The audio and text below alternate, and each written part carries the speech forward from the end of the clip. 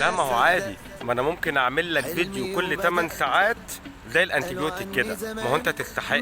محمد صلاح افضل لاعب في الدوري الانجليزي للمره الثالثه، فاز بيها 3 مرات. اول مره عام 2017 2018، وفاز بيها مره ثانيه 2021 2022، والمره الثالثه 2025 2026.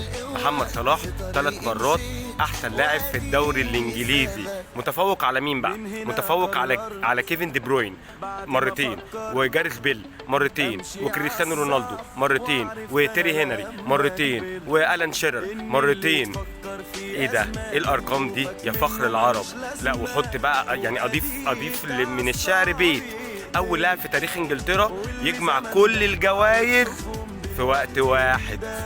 زي ايه؟ زي لقب الدوري، والهداف، واحسن صانع العاب، وافضل لاعب من رابطة المحترفين، وافضل لاعب من رابطة الكتاب، وكل ده ويجي واحد معاق وتعبان في دماغه ورجليه الاتنين شمال ويقول لك محمد صلاح لعيب قليل او وحش.